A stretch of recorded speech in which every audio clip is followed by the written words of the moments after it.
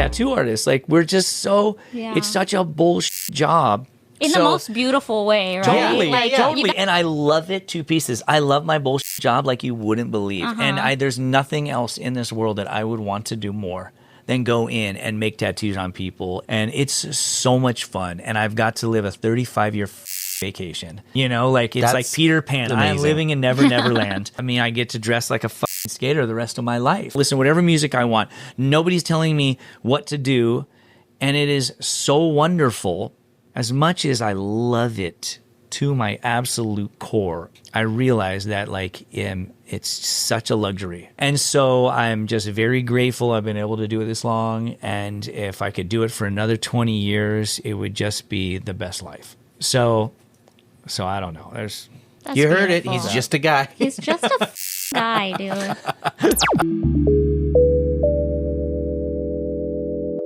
I used to do a lot of filming. And I remember, I'd be like, right, perfect, just say the exact thing, and right at the end, a airplane would go over. And they'd be like, the audio guy, I'd just be like, come on, bro, are you kidding me? So they make you like reenact scenes that just happened, or like something that happened organically. They'll be like, can you do that again? Yeah, they'd get kind of pissed at me because sometimes I would be like, look, why don't you just give me a line and just feed me a line? And they'd be like, you know, because they're trying to overproduce and get you to kind of say something that will connect maybe two scenes together, and it's super annoying. You're just like, and they're like, put this in your own words. You're like, but I would never even say anything like that. Yeah, you know. So yeah, I mean, they say reality, but it's I did real. an entry. None of it's real. I did an entry-level version of that. It was one of those. It was Tattoo Rescue. Oh yeah, Do you remember Tattoo Rescue. Hold on, I'm gonna adjust. Yeah. Ours was the pilot, and I remember like they had the guy come in and rip everybody to shreds verbally and stuff, and then they asked me, they were like, so what did you think? And I was like, oh yeah, he's right. They were like, what? I would feel like this. Wouldn't you feel like this? Yes, exactly. You should feel like this. Yeah. And I was like, go ahead and feel fuck like him. this. Totally. They try to manipulate it, you know. It's a hard thing. You know, Miami Ink was such a phenomenon, I think, because they didn't overproduce it. They didn't try to manipulate it. And they just had these ordinary people, totally ordinary people with extraordinary stories. Yeah. And I think that people related to that. It was like, this is just an ordinary person, you know? People that we tattoo every day. Yeah. You hear these amazing stories. And then some of my generation was like, well, now everyone wants to tell me their story. I'm like, when didn't With their everyone headphones? want to tell you their story, you know? Like, we're unlicensed therapists. You know, we shouldn't be, but we are. They always tell you their story.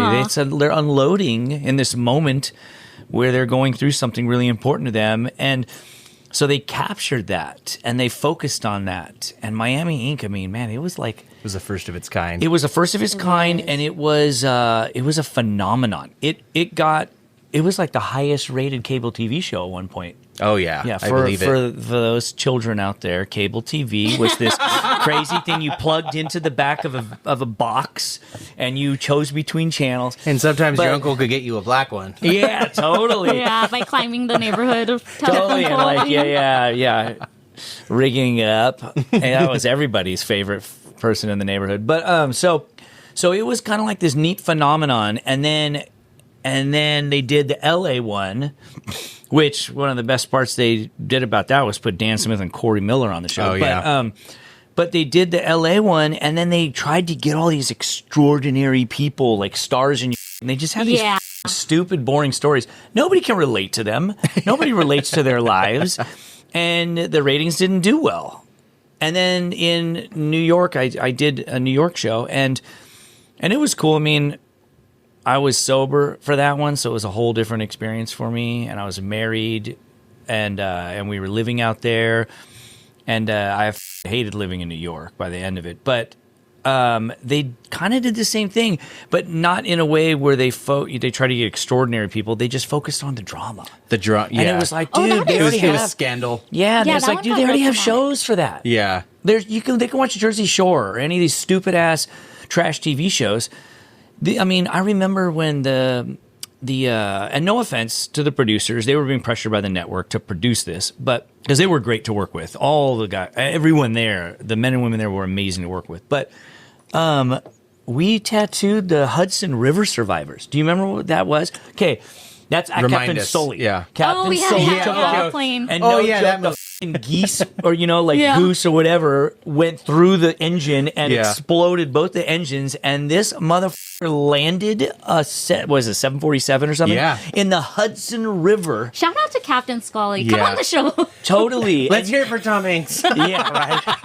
But you know what? You know what's cool is the guy that I tattooed. So I'll get to the point of this. But the guy Yeah. that I tattooed, he was right there and watched the geese go through and heard That's the engine wild. explode. And then the other one exploded. And he said you could just hear, all you could hear was the wind on the side of the plane. And he said that That makes my stomach drop. he said when they landed, he said they landed in the river. And everyone was like freaking out, but they landed in the river and they came to, that float stop. And he said a bunch of people got out of their chairs and turned around and looked at their empty chair. And he said he didn't understand why this was happening until later when he learned that they thought they were having an out-of-body experience. They were so convinced they were Get going outta to here. die. They were going to die in the plane Get crash. out of here. When does a plane crash in the water and survive? Yeah. Like, when does that happen? Yeah. Never. So they thought they were dead. And Especially they were over a city, huh? That's right crazy. in between Jersey and New York. So right, that's the Hudson. Yeah. So so they thought they were dead. And then he said then there was the whole second part of the crash, which was getting everyone out as the water was rushing in. Oh, no. And he said everyone stayed calm because the leaders, the people that were taking leadership roles, everyone stayed calm, and they crowd surfed all the women and the children and got them all out, and all the men got out there, and then they were on the wing, and then it was like, well, how do we get off? And so tugboats, like the first I think to respond was a tugboat. And they made a human ladder because think about how tall a boat is. Yeah. I mean, think about just like a ski boat. You can't get in the side. Yeah, It's yeah. too tall. Just a ski Yeah. boat. You have to get in through the back where there's steps. So they made a human ladder and everyone's climbing over this human ladder to get into the tugboat. And I don't think they put this in the movie, but my client, the guy that I tattooed, he actually said, he was like, and I don't care what anyone says, because I think there was controversy at the time, but he's like, I don't care what anyone says, Captain Sully is a hero. And they all turned that were getting tattooed and were like, yes, he is a hero. And he goes, I tried to get him off. We were the last two on that wing. Yeah. So, and I went to say, hey, Sully, let me help you up because I'm a big guy. And he said, no. I will be the last person. He's the off of captain, this yeah. plane." Ooh. Yeah, he's the captain. And he helped him. He's all, Titanic. I will help you up. And he helped him up. And Captain Sully was the last person off of the wing of that plane. How cool is that? I don't think they tell that story. No. But it was a really neat story. So the point of this is that they cut that down into about 4 minutes. For some And ratings. then focused on this helper who was screaming at an artist. It was like, man, you guys are killing it. Yeah, and that client was probably so bummed. Yeah, I mean, their story was told. Like Tommy Montoya, he tattooed a guy who had just stopped a serial killer on a subway, and he went to kill a woman and her child, and he subdued him, got stabbed a bunch of times. One of them was in the head, and the guy's wounds were still healing, and they cut that down into like a certain amount of minutes and was like, you guys, you're killing the show. And so it only went a couple of seasons, or maybe 2 or 3. And then they clipped it. And they could have just stayed with the formula that worked. But that's what they do. They think they could refine. They ruin things. They try to hurt us cats. Yeah. Yeah, That's I would just wild. be like, you guys should just like hire stunt doubles to act all this out, and we'll just do the tattoos. Maybe they got pretty bummed when I That's said that. crazy. I didn't know about the engine exploding because I remember everyone making a joke about it, being like, "Oh, he flew through geese, crazy!" Like, Yeah. Yeah. guess it wasn't good for the gander. And No. I've always Oh, you're bad. bad joke. Too soon. Okay, in 20 more years. No, it's not too soon at all. I've always wondered about the people in the seats that have to agree before takeoff. Like, yes, in the case of an emergency, Yeah. I will help We should out. vote. Like, I don't trust that motherfucker. He's not even paying Dude, attention. totally. You should meet requirements. Yeah. Hit Hit a burpee really quick. Let me see. Yeah. Nope, out Yeah, of there. totally. Get the out. A, Move back. a sock check to see if he's down. Yeah, because I feel like the people who like really, pay the extra money or go online and get the seats in the emergency exit row first, those people aren't the people that you want helping Yeah. you. It's the person that's like, look, I don't care. Seat me wherever you want. You know, I've got nothing to lose. Yeah, totally, dude. That's me. And typically the ones that are paying extra for those seats are like, I fucking hate everyone on this plane. I want to be as far from the people around me as possible. I'll be able to get out first. I mean, dude, me right now, you can't fucking put me. I'm not able to help someone. Yeah. So, yeah. I could direct you. Yeah. Use your voice. Yeah, totally. I mean, you need one of those. calm the down. I don't know how I would be in that kind of emergency. Once the water started rushing in, I think I would have freaked everyone out. Oh, that's so Dude, scary. My wife would my wife, she called me one time and she was freaking out saying that my son was bleeding everywhere and I was right around the corner. So I came right home and I was like, honey, he has a bloody nose. It's normal. We all get them, you know. I was like, what are you going to do if like something serious happens? And she was like, I don't know. I'll just drive to the hospital. I'm like, okay. I do really well in those scenarios. I've seen some gnarly things happen in front of me. Major car accidents, violent things, and I always stay super calm. In fact, for some reason, something happens where I get calmer. I get like slow-mo, and I'm super chill, and I just handle the whole situation pretty well, you know, and that's like my gift. I'm never leaving a scenario where I'm like, I wish I would have said that to that motherfucker. Like, that would have been the best thing to say. You know, where people go blank when some happens. No Just way, talking dude. to the shampoo bottles for the rest of the month? Yeah, totally angry. I know. I've always With been your lucky. shampoo mohawk? Yeah. Motherfucker. Yeah, Ferris Bueller.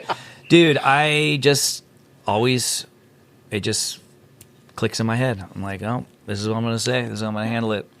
The world needs a lot of those people. I feel like that's what that plane was full of.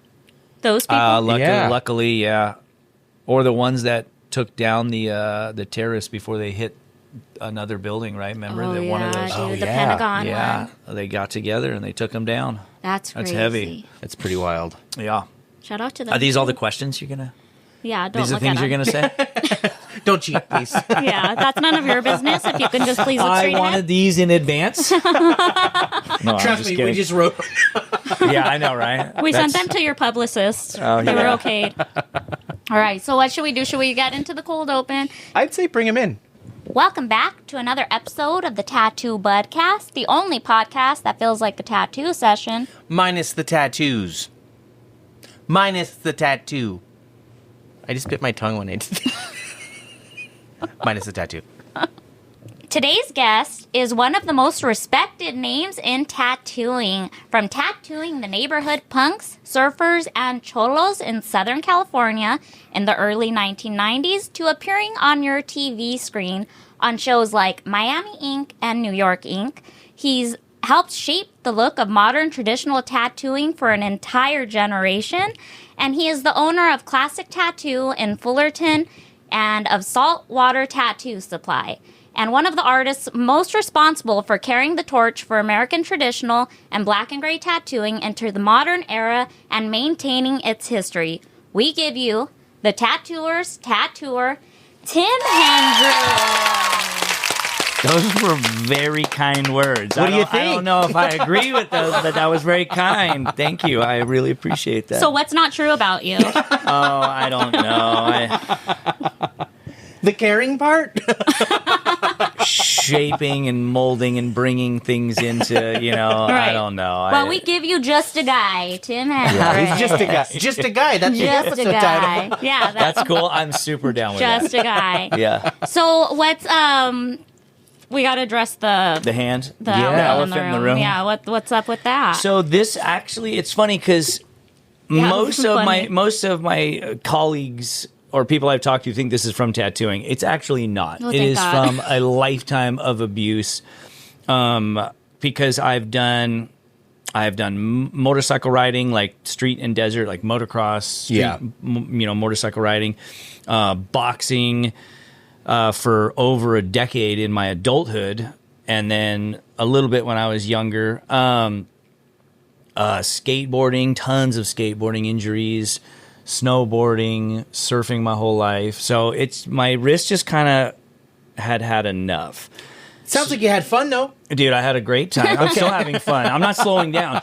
But so basically, like, you ever hear people say, "Oh, I got carpal tunnel. I need to have a carpal tunnel release," you know? Yeah. Or there's some people that are like, "I got trigger finger." Photographers will get trigger finger after years and years of doing the same, you know, repetitive motion.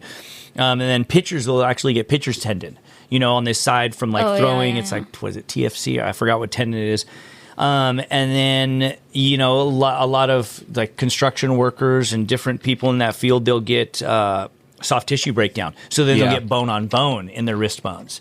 So I had everything. Oh. Like all those. All those that I just mentioned, I had all of them. The deluxe package. Totally. Yeah. I was full. Yeah, I want the fully loaded package.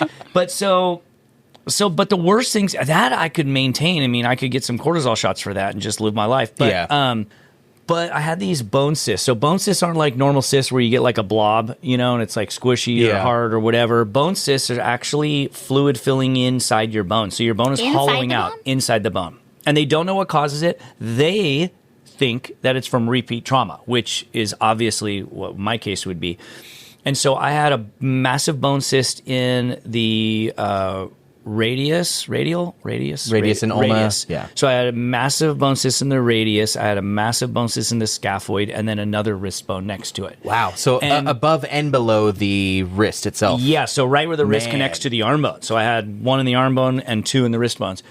And so I talked to like my friend's husband. He's like the lead guy up at UCSF, and he referred me to a guy over here at UCLA.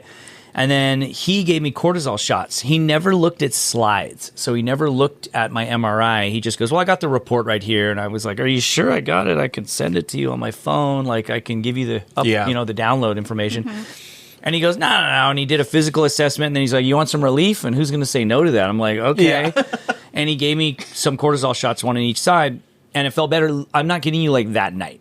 And then I just started living my life. But I was like, well, I'm going to get a second opinion from this guy, Dr. Randy Viola. He's in Vail, Colorado, at this place called the Steadman Clinic. He works on Olympic athletes and all that. He actually did 3 surgeries on me to fix this hand when it got caught in the back wheel of a dirt bike. Oh my word. Didn't even look like a fucking hand anymore. It was so mangled. Way. I told my wife when a dune buggy gave me a ride back, and then my nephew rode the motorcycle back. And I told my wife to put the kids in the trailer. I did not want them to see my hand. I think she's the reason you're the reason she freaks out. Probably. I had to tell her. I was actually like real calm. Well, hey, I need you to make me a bag. You need to put a charger in it, the cord for my phone, like some snacks, put some comfortable clothes in there so when I get there I can change. And she was like, okay. She made me a bag. But anyways, you okay? Yeah. So I was up like 2-3 days later. I was up getting surgery, emergency surgery in Vail, Colorado. So he's amazing. He's one of the best in the country. So I was like, well, I'll get a second opinion from him. So I sent him everything, the MRI, and he called me on a Sunday, and he's all, "Tim, I just looked through all your films." He's all, "I didn't even see the report. I don't need a report. Those are all can be wrong. So I want to see the films myself." He's like, "You have massive bone cysts. These could fracture at any moment." And I'm like, well, so I've been living my life. I got a cortisol shot. And he's like, "What? Who gave you a cortisol shot?" And I'm like, so he's like, can you? And I'm like, "I can get x-rays for you tomorrow." And I got x-rays and I sent them to him, and he's like, "I need to see you right away." So yikes. I'm not kidding you. In 3 days, I was up in Vail. That's wild. I was getting a CT and a new MRI. And the next morning before surgery, he went over everything with me, and I saw with my very own eyes all 3 bone cysts had totally crumbled. And but because of the cortisol, I didn't feel it. There was actually during the cortisol, happiness, there was a moment where it hurt excruciating for like 2 days, and then it went away. So I'm thinking maybe that was one of them fracturing.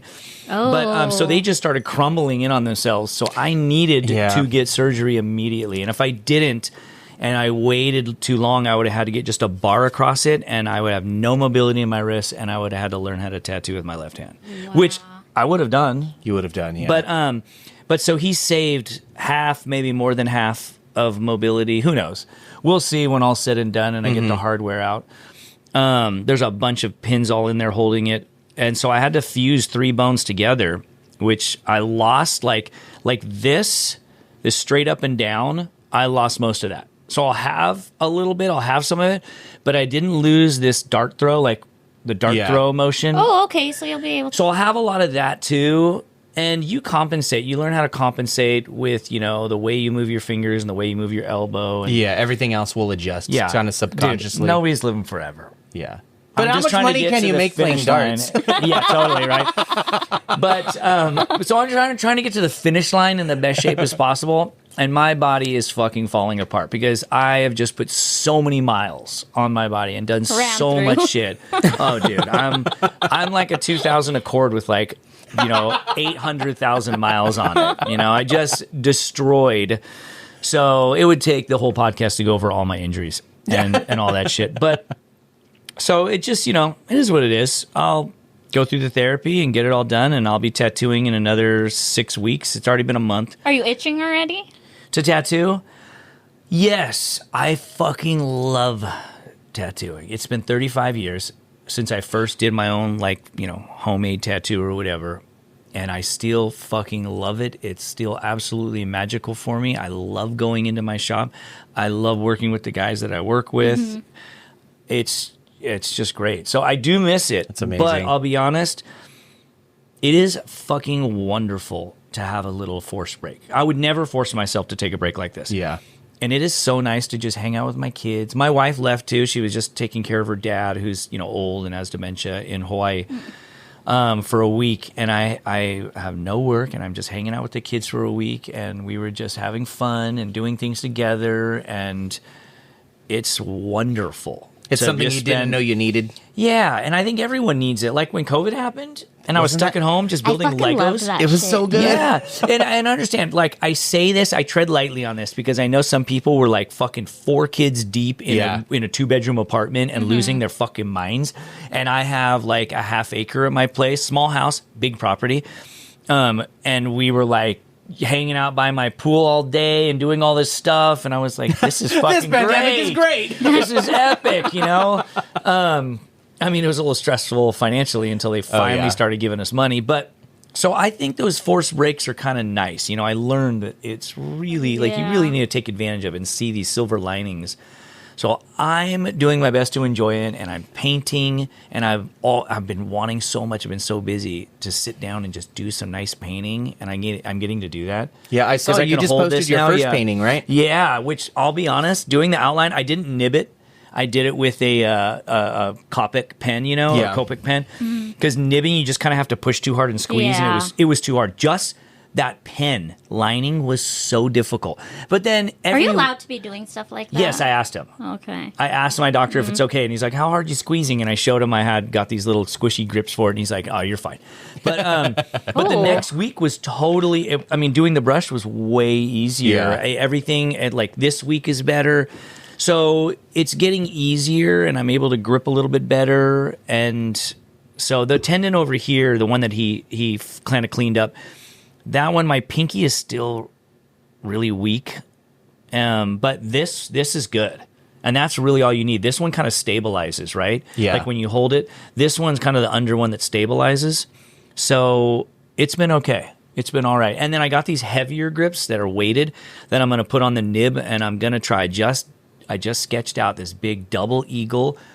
2 eagles fighting, like one's falling and the other one's going down. There's fighting, and there's going to be lightning, and it's a bigger one. Just a guy. And I'm like, no, come on, guys are doing that. Tony Hundal could just... These 2 really badass eagles. Dude, Tony Hundal could shit that out. No problem, So I'm going to do that one, and I'm going to nib this one. Like actually nib it, and, with ink and I'm like, okay, we'll see how this goes, because the lines are not perfect. I'm like, oh fuck, but it's a painting, that's what it's supposed to do. Are you still doing coils? That's what I was about to ask. Are you going to be able to? Yes, coils. Okay, so I'll be honest. I was wondering if you guys are going to ask me this. I almost brought a coil machine with steel tubes to prove, because I'd like to get into this about this whole thing where people are like, oh, well, coils hurt my hand. Honestly, I am fucking going to call bullshit on anyone who says that, and I will say why. I don't care if I ruffle feathers. One thing we're always telling our clients before a tattoo is to hydrate, please. Hydrated skin is smoother and way easier to work with. Dry skin often gets irritated before the tattoo is even finished. And if you've ever been in the middle of a tattoo session and started feeling nauseous, dizzy, faint, or just feel your soul leaving your body, it's probably because you're dehydrated and you're low on electrolytes. And healing matters too. Your body is literally trying to repair a wound. So hydration helps a ton with recovery. And it's not just a matter of drinking water. People forget that electrolytes matter too.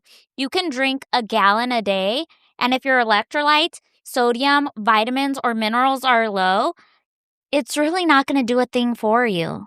And that's why we've been loving Shark Bite Hydration. And now if I can just talk really quick to artists specifically. I said artists. Oh, man.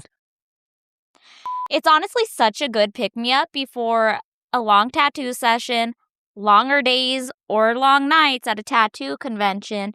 So, Bud, tell them where they can get some Shark Bite. Head over to sharkbitehydration.com and enter code TattooBudcast at checkout for 20% off your order.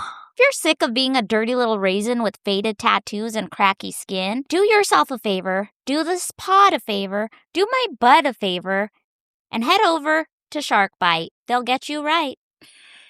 That's good. I like that. So, yes, a heavy coil machine will hurt your hand because it is too fucking heavy. Like brass coil machines are so heavy. That is such a dense material. You know, it's just heavier. So I have this Dringenberg machine. I've been using it. I've talked about it on my Instagram. I've been using this machine since 2002. It is a fucking... I saw that. Yeah, you posted about it. It's my best machine. It's such a good machine. I love it.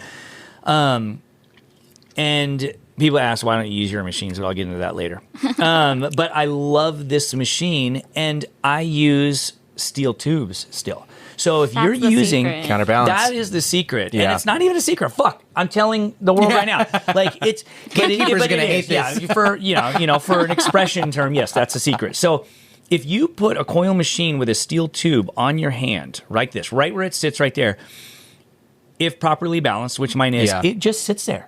It just sits there it perfect. just teeters, It's right? You're not that- even like doing anything. It's like that eagle toy. Yeah. That used to like. That used to do yeah, that. would balance perfectly. Totally. So you just hold it on there, and then when you grip it to actually do anything, like let's say you're shading, you're just kind of guiding it because the weight of the machine is pushing the ink into the skin. Yeah. Okay. As much as it needs to, and then your That's arm is exactly guiding. what it needs to. Exactly what it needs to. You know.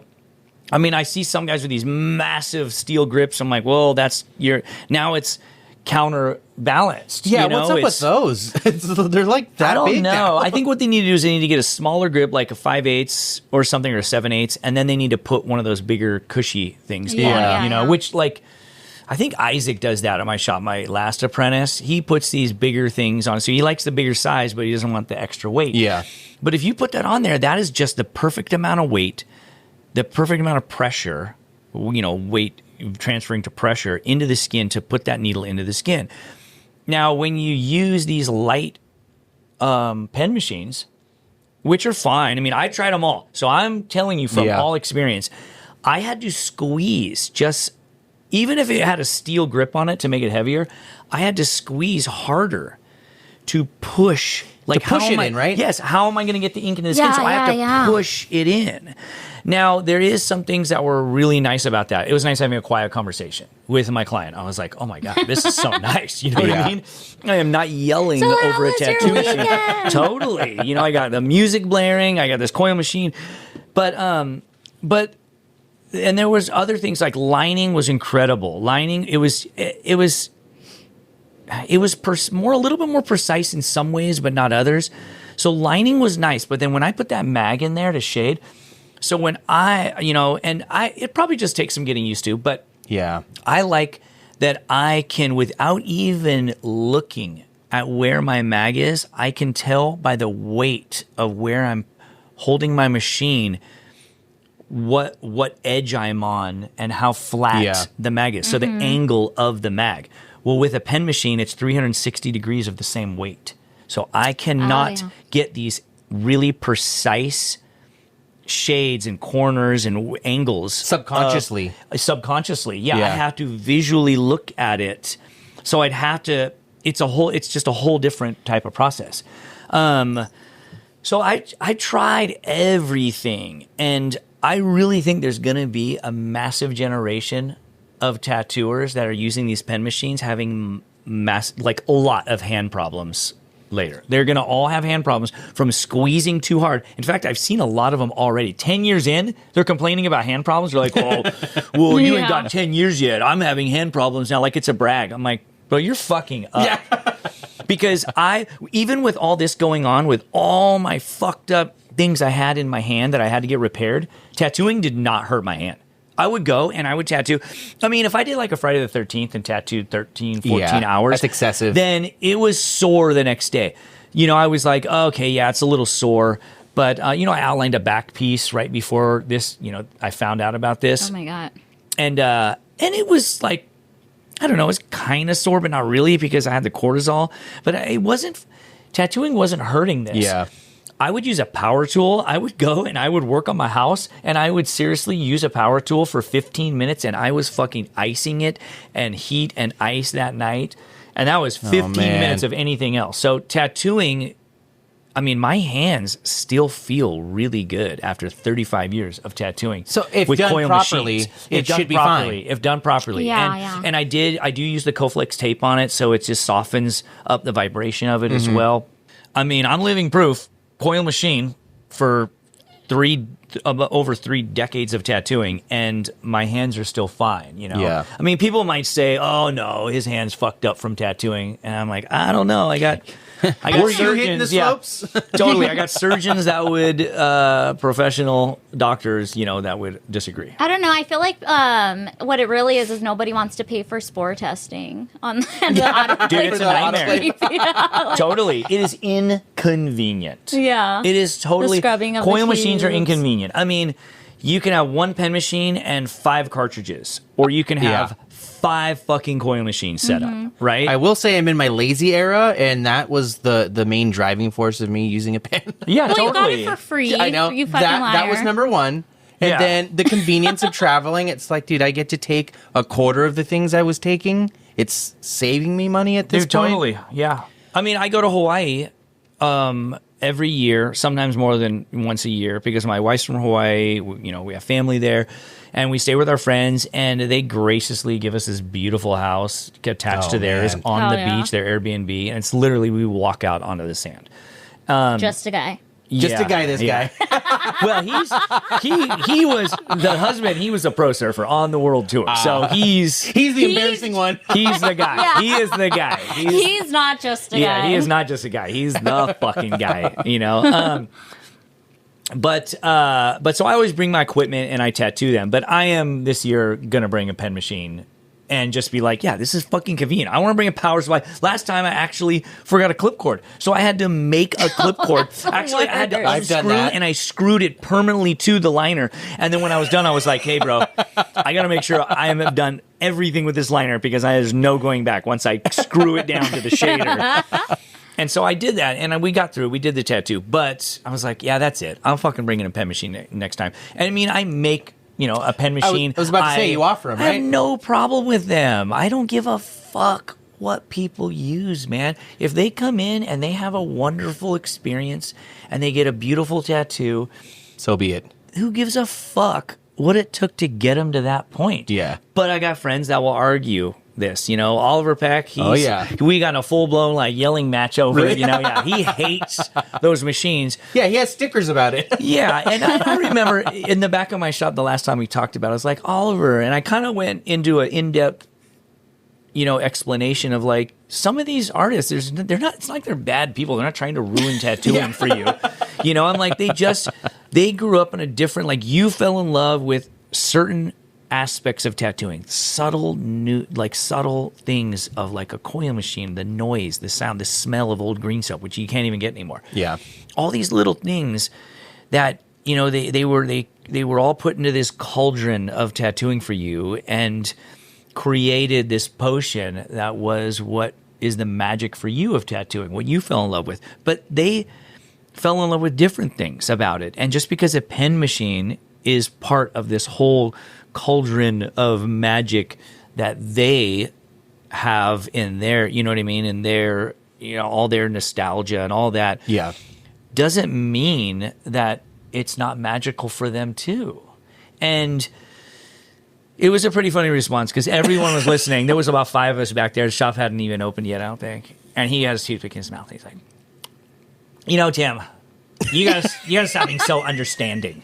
And he just smiled and he walked off. And I was like, that's a good impression. that's actually a really good compliment from Oliver. You know what I mean? Because, he just saw it for a moment from that perspective. He's never going to change. He is the way he is, and, in a lot of the ways. But he was like, yeah, okay, I see what you're saying. Yeah. But I don't like it. And I still don't want to like it. But he gets it, So, yeah, there was a time when I was fucking bummed out on the pen machines because I used to sell like 400 fucking machines a year, and then it went down to like 200, and I'm like, this is hitting me in the wallet, and then now I realize, man, it's just gotta make them. Yeah, they're just it's the way that it is. They're now. here to stay. Yeah, and I remember a time when it was just simply the rotary machine that was looked down upon and made fun of. Yeah. And I honestly, thinking back, can't even remember when that stopped. Maybe it was at the surface when the pen came. of the pen came out, and then it was like, okay, let's it was stop Franco, hating these bro. guys. Franco. Yeah. And then it was just, let's hate this. Dude, Franco Vescovi, he is the one. What he did is there was an old rotary machine back in the day, and he took that and he made his own rendition of it. And it was the Bishop Rotary. That was literally it was called the Bishop Rotary. And that did really well. A lot of people were using that. I remember this guy, Steve Wiebe. I always forget how to pronounce the last name, but he's one of my favorite people as far as tattooers. He's just an incredible human being. He has a private studio up in Vancouver in Canada. And he comes down to the shop now and then and hangs out, gets a tattoo. But I'm always like, where are you heading? He's like, I'm going to tattoo Travis Barker, at his house. And people pay him to go. That's amazing. But he always used one of those. And then he would transfer to the pen. So some of these magnificent artists were using that Bishop Rotary. And then Franco came out with the pen. And he is the one to do it. Like, people don't give him the credit. They're like, he sold out. He sold to Nexus. And I'm like, so fucking what, dude? Good for him. Yeah. Motherfucker doesn't have to worry about shit anymore. He's going to give a higher education for his children. Well, I can hate that these corporations are coming in and buying up all of tattooing and still be happy for my friend for making out and making his money. That's the mature way of handling that. He deserves. I can fucking walk and chew gum at the same time. And a lot of people can't do that. Like Scott Sylvia, he fucking hates the TV shows. They were like the bane of his existence. But he's still one of my close friends. Mm-hmm. He can make that distinction between the two. He's not like angry at me. Or ever called me a sellout in any way, shape, or form, So Franco deserves a lot of credit for that, man. He changed tattooing forever. Just as much as Dan Dringenberg, and a lot of people don't know this, Dan Dringenberg, he brought coil machines to a whole nother level, and people don't know this. Dan Dringenberg invented the 3-piece tube. Oh, really? Yes. Before that, it was like this tube where you soldered on the little tip, the solder-on tips. And Dan Dringenberg invented the 3-piece tube where you put a backing, you got tubing, you put a backing that slid into a tip, and then you tightened it down with a grip. That was Dan Dringenberg's invention. That's so exciting. And so and he doesn't get the credit he deserves either. He's a revolutionary as far as I'm concerned in tattooing.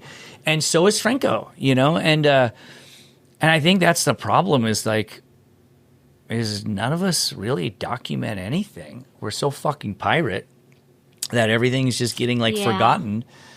It's crazy. You kind of paint a different picture of the old school tattooer than you would think. Yeah, like what do you mean? Because he's not a dick.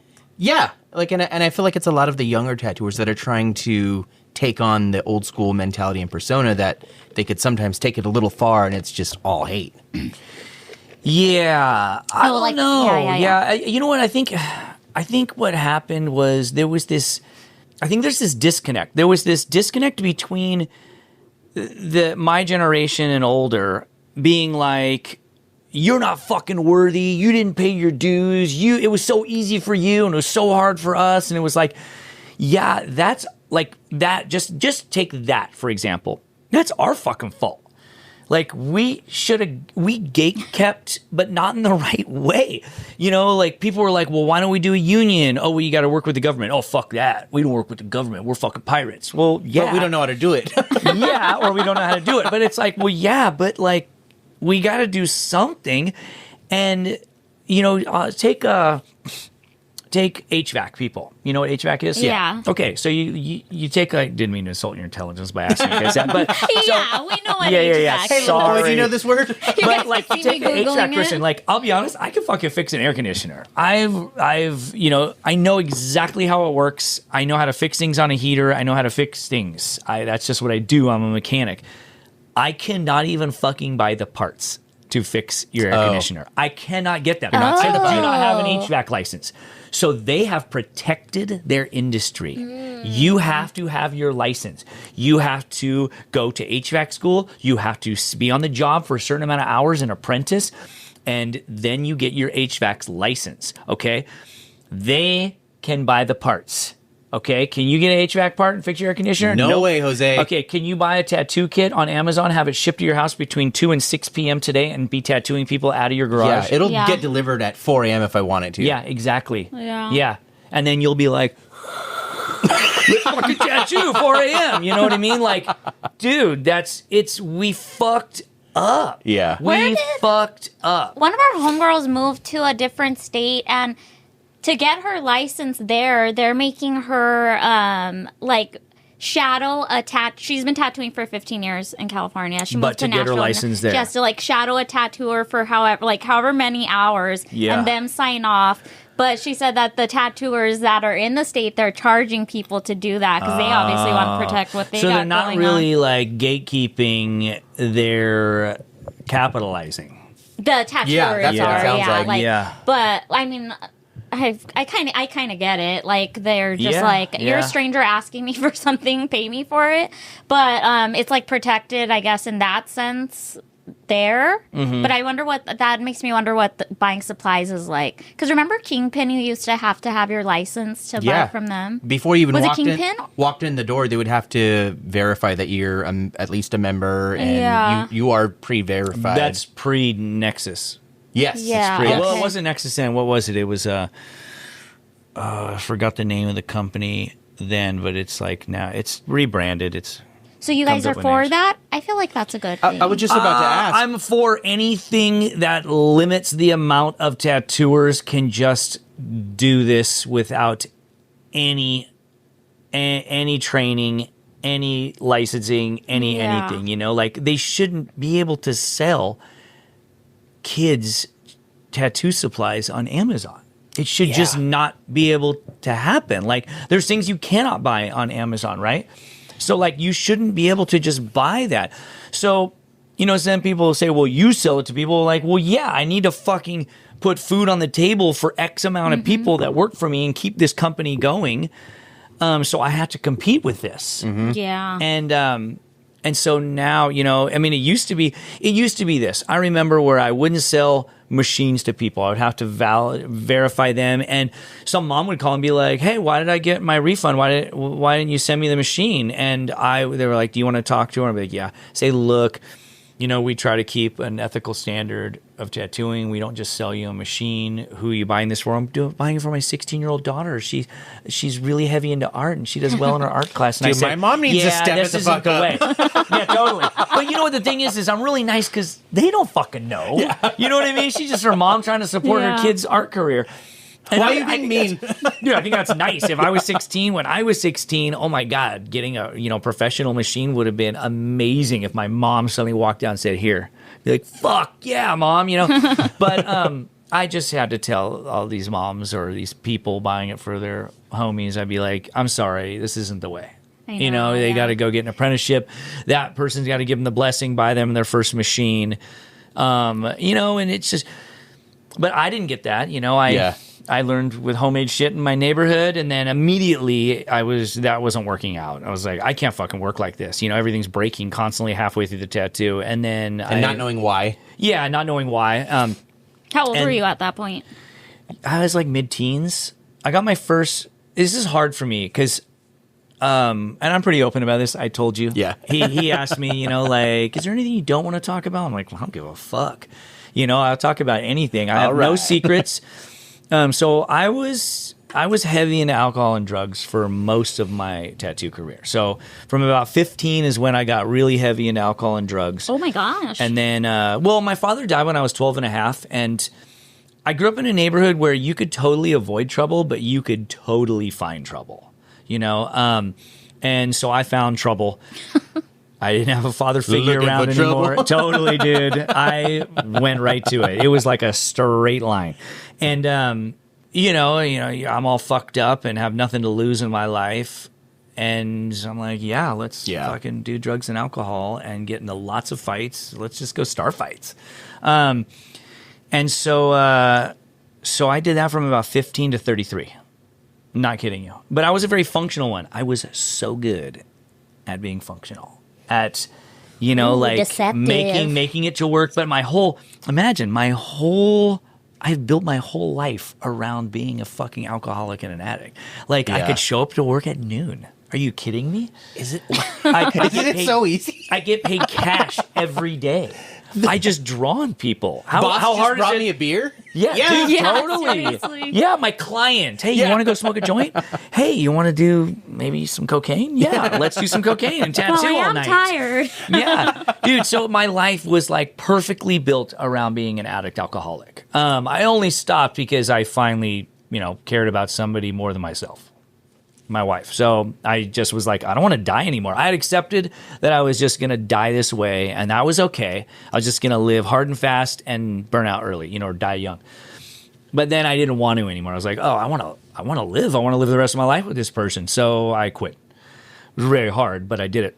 See, ladies, you can change them. Dude, totally. Hang in there. It's a common misconception. Dude, totally. I seriously, my wife pulled off the full anomaly. I don't know how, but You're giving them all hope. her friends were even like, he's a fucking heroin addict. You know what I mean? He's an alcoholic and a heroin addict. And she was like, he's the love of my life.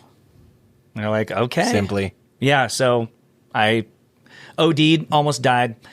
Was looking up at her laying in her lap in a backseat of an Escalade, being rushed over by my friend who got sober 2 years before me to Cedars in Miami. Damn. And having a heart attack. And I was like, this is the selfish I've ever felt in my entire life.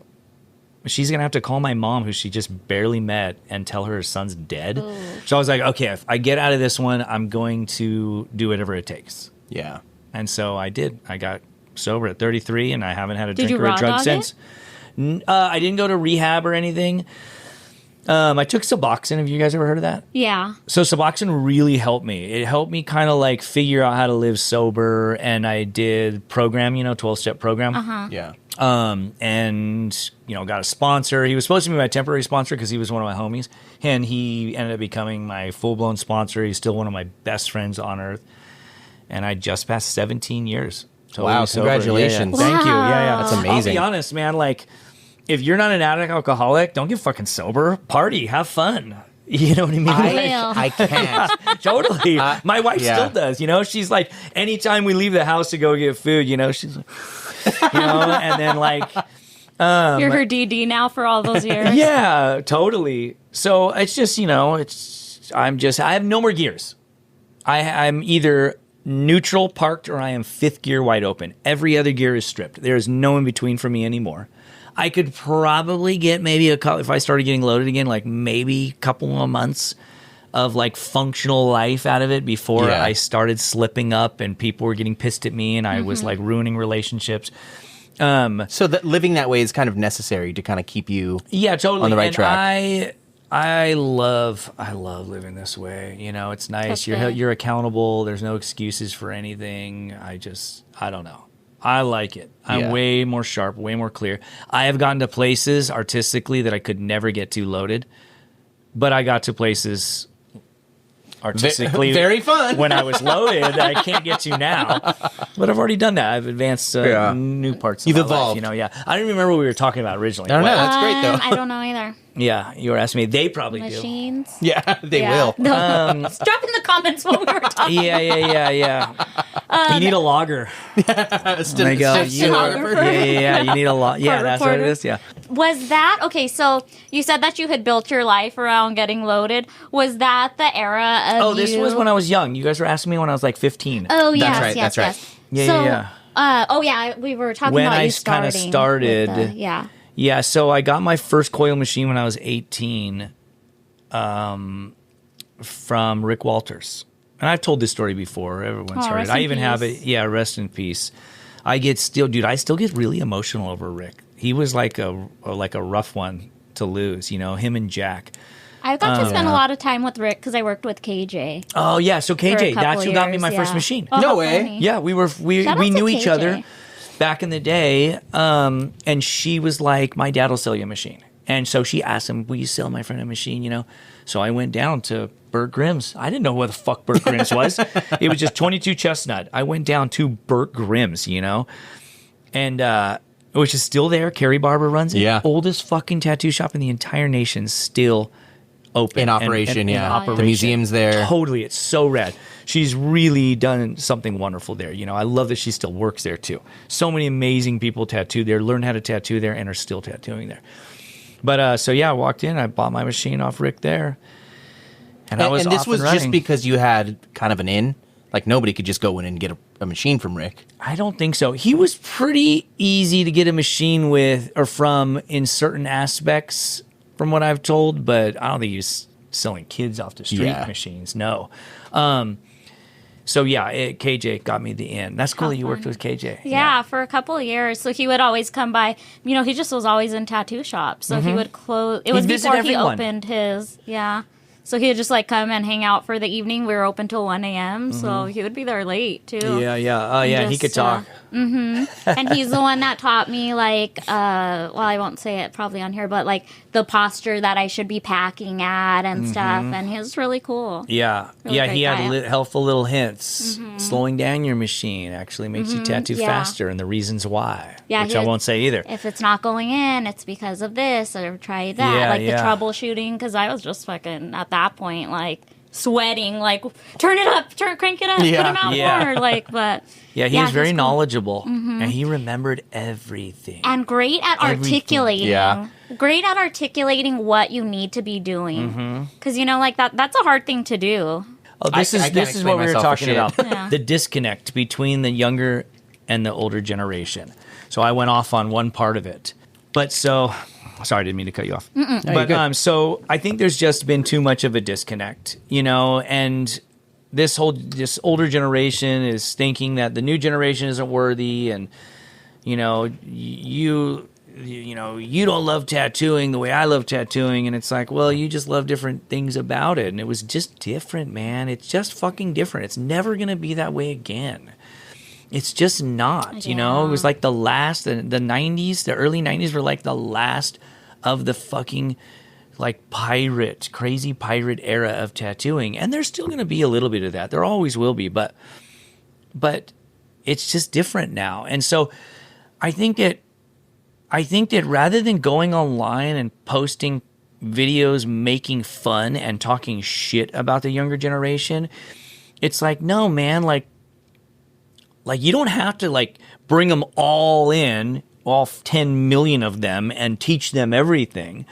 But it's maybe just kind of keep your mind open, and the right ones will make their way through to you, and then you kind of help those ones out, Lead by example. Yeah. I'm not going to be a 50-year-old man, doing a TikTok dance. It's just not going to happen, And I'm not going to, it's just not me, So what I do is I have my friend who does these beautiful videos, this filmer, this guy from Hawaii, his name's Ku.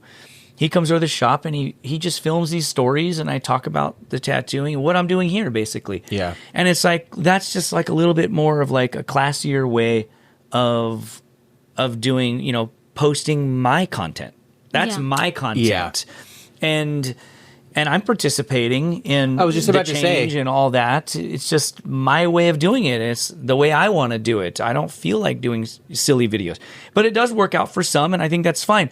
But I just don't think it's man, stop thinking that the younger generation isn't worthy because they may fucking surprise you. Yeah, so You know? if it was up to them, so no more tattooers at all. You know what I mean? Yeah, you totally. can't pass it down. I Yeah. also feel like just because someone learns how to do something, so they learn to tattoo, whatever, that does not mean they're going to stick with it. This is a No. hard fucking thing to stick with, It especially is. with this recession. We're kind of seeing it now. I know dude, so yeah. many people I that fucking quit. love it. I love this reset. I do love the reset. And there's some people I've seen close that I don't think deserve Yeah. to close. But at the same time, you didn't do anything.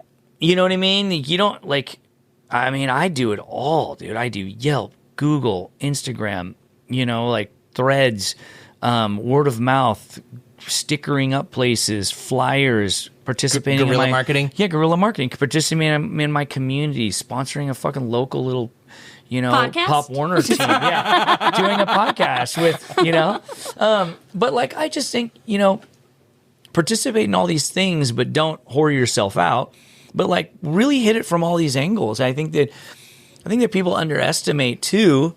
My generation was used to being fucking tattitude when you walked in the door. And I never was like that. I always was like, dude, I am nice to these people. This is customer service. But I worked in the service industry my whole life since I was a young kid. Yeah. Even while I was tattooing, it didn't pay the bills all the way. So I was waiting tables or, hosting a restaurant or even busing. I was a busboy too. So I just never treat it like that. But I constantly tell my guys, I'm all, look, you're underestimating the power of one client. That person walks in the door and let's say they don't like the price. They walk out. You didn't stop them and say, well, hey, what are you working with? Maybe we can figure something out, and then you work with them. Well, that's not one tattoo that you lose. Because when you get them in the door and you give them a good tattoo and you give them a good experience, they're going to go and they're going to tell 5 of their friends. And they're going to come back. Those 5 of their friends are going to come in. And then you do the same thing with those 5. And then those 5 leave and bring 5 more. That's 25. And it's this spider web of clients that you build throughout the years. And I think a lot of people are like, fuck, how come Classic's doing so good? And I go, because I spent the last 12 years creating that spider web of all these people and all these good experiences and good tattoos that are just going to replicate and bring. We're tattooing whole families. You know? Yeah. So don't be a dick to the people that Don't be a fucking dick. Have Oh my question. God. Yeah. Yeah, of course they're going to ask a stupid fucking question over and over all day. But it's because they don't know. You just have to answer these questions and treat them as if, you just treat everyone as if it's the last tattoo you'll ever do in your life. What if I drive home from a shift and I get in a car accident and that's it? My life is over. I will treat every tattoo that I do that day like it's the last fucking tattoo I do for the rest of my life. Damn. And if you just do that, man, you're going to be okay. You're going to have clients. You're always going to be busy through all this shit. I have to say, you don't sound like just a guy. You're not special. sounding like just a guy, dude. It's only because I've learned from people who were magnificent. I really remembered who was a dick to me and who was so nice to me. And I don't remember who was a dick to me because I keep tabs and oh, fuck that guy. But I remember it because I'm like, I don't want to fucking be like that guy. Yeah. That made me feel small. It's And important to learn from those experiences. Yeah, I'm like, I am a fucking 5-year tattooer. I am small. But you don't have to make me feel small, you know? Philip Liu was so fucking nice to me when I met him. And then he remembered me 3 months later at a convention. He's like, oh, yeah, you're Steve's friend, Tim, right? And I don't even know if he remembers that now. But that was a you big do, deal. and that's what I remember matters, that. yeah. And I was like, I'm going to fucking be like that. Fuck yeah, I'm going that's to be awesome. a nice guy like that. You know who was, too? Do you guys know who Danny Romo is? Danny Romo? Danny Romo, yeah. He tattooed at Shamrock for a really long time. And he owned Romo Inc. in Fullerton. But he is a really cool dude. He is he comes to work and he's, no jokes, wearing a zoot suit. Still, he's just high class all the way. But Danny was tattooing me at Shamrock once. And I was getting a little, Shamrock Sick. tattoo for St. Patrick's Day. And that's what they were doing all night. And he was doing one on me, a little single needle one. And I told him a story. I said, man, I grew up in the neighborhood in Fullerton. And he's like, oh, no way. I owned a shop right there, over by the train tracks, and I'm all, yeah, I know, bro. I tried to get a job. And he's like, what? And I go, yeah, I was really young. I was like 18, I think, 19. And I tried to get a job at Classic. And, that was, the days where Eric was like, we're not hiring. And I'm like, okay, and I knew Chummy. Yes, Chummy was apprenticing at the front. Chummy was real nice. And so sorry, man. I'm like, no, it's okay.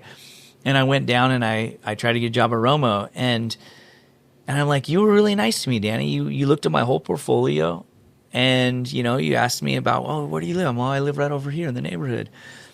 And you just talked to me and you looked at every one of my pictures and you said, well, we're not hiring and it's kind of like a family business. And he's like, well, let me get your card. If we're ever leaving, and sometimes we leave the shop closed because we're doing a convention together, maybe I'll have you cover a shift. And I'm like, all right, cool, man. And I took his card and and then I left, man. And I always remembered that because that's how I always look at people's portfolios. Corey Miller was always nice to me too. And Danny was like, really? And I'm like, yeah, man. And he goes, fuck, I should have hired you. And I go, nah, man, I wouldn't. I'm like, you made the right choice. I wouldn't have hired me. I was just like a fucking, drugged out, drinking kid who punk rock kid. My tattoos weren't that good, dude. They fucking sucked for a long time. And I wouldn't hire you. Didn't hire me because you probably saw that they weren't that good. And he was like, fuck, I don't remember that at all. I was like, I do.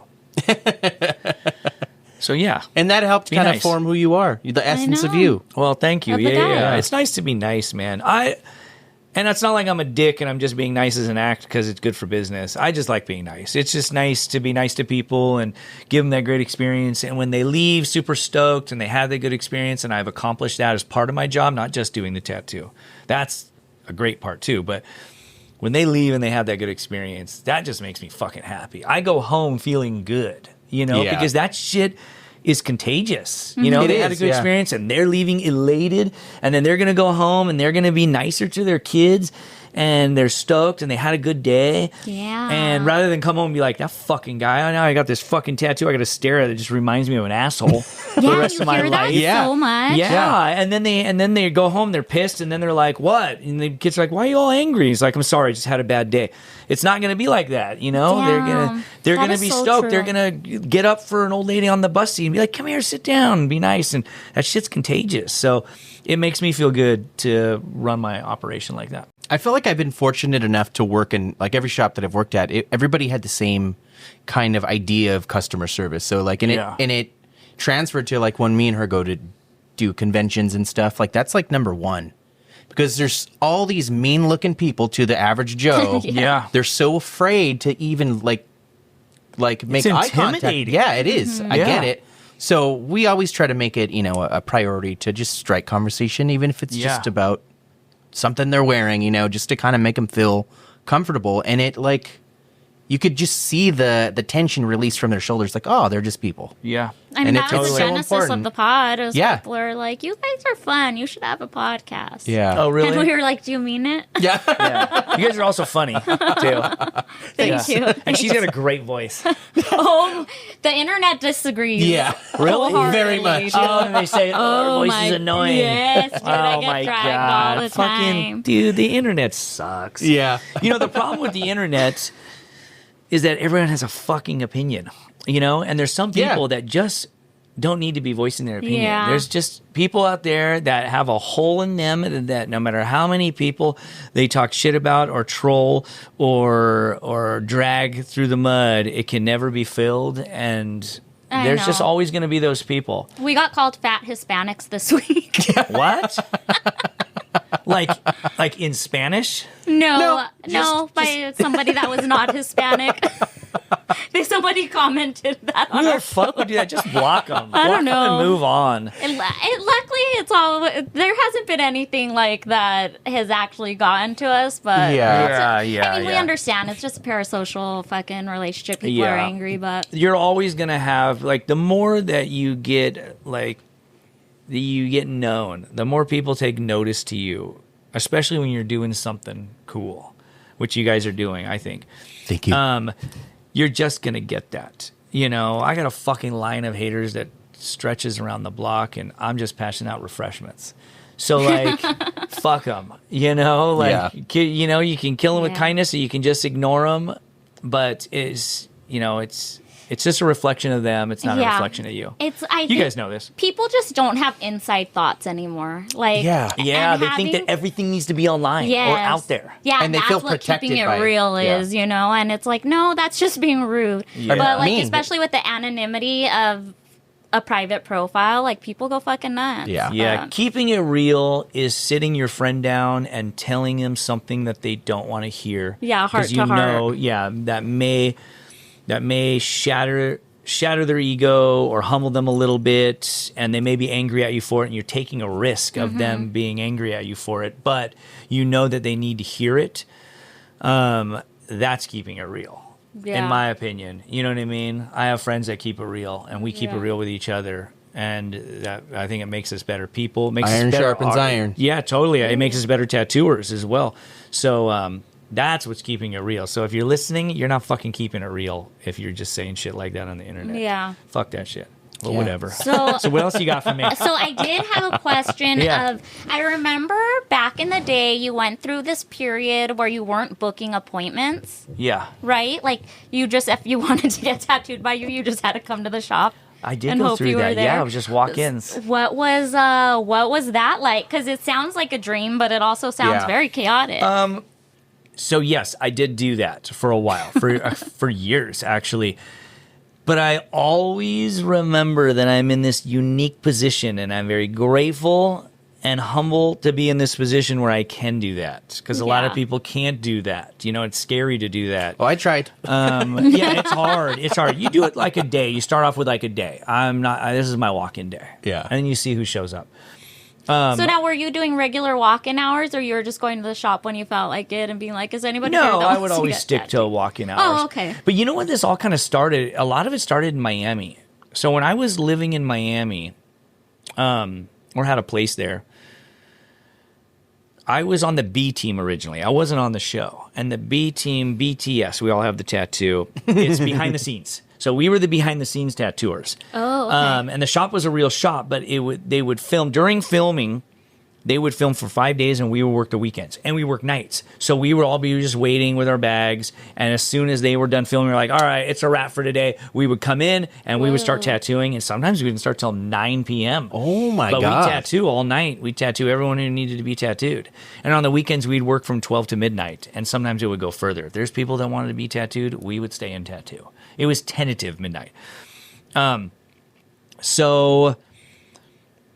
So I started like that. So it was walk-ins. I wasn't setting up fucking appointments. You know, these are like people that watched the show in Germany, and they were like, "We want to be tattooed," you know. And our minimum was like $300. I mean, I do a kanji for $300. It was Wow. crazy All day. all day long. I fucking loved it. So we were just doing walk-ins all day, and I just remembered it was like it brought back to me how fun it was to do walk-ins. And how just going in and not knowing what the fuck you had going on that day. So we just exciting. You were picked just up like, a shift at a walk-in shop once a week, or once every other week. He tattooed them, right? Oh, Jared Starbard. Jared Starbard. Oh, yeah, yeah. in Camarillo. Yeah. We've been trading Sundays Oh and my taking a gosh. walk-in Oh shop my there. You God. want a napkin? I'll grab one.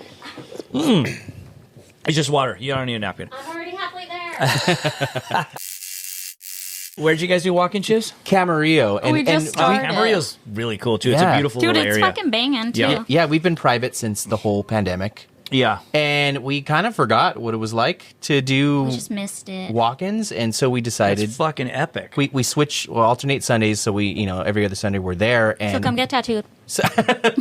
and it is so exciting. And it could be anything. The things that I probably would have complained about when I thought it was too cool to do them, Yeah. I'm stoked to do anything. Oh, all day long. Infinity symbols, Mm-hmm. love, Music in a notes, stretched yeah. out short cursive Right on now, the arm it's right the here. like minimalistic fine line shit. Yeah. That's Yeah, so, not yeah. shit. Sorry, that's so in right now. But Yeah, it's fun. Yeah, it's fun. It's and fun. then the Navy base is there, so you do get some cool walk-ins. Yeah. And people Yeah. are so nice. They're just like so stoked to be getting their tattoo. It's Yeah. just fun all the way Yeah. around.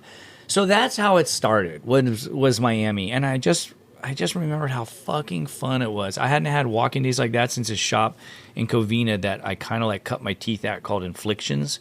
Oh yeah. Oh, yeah. Yeah, that's where me, Mikey Montoya, Tommy Yeah, Montoya. I remember that. Yeah, a bunch of people worked there. It was a blast. Is that still around? Yeah, it's still there. It's still there, but now there's lots of shops in that area. We were the first, and then they like grandfathered us in because some people got angry. They didn't want tattoo shops. So we were the only one for a while. It was great. It was so busy.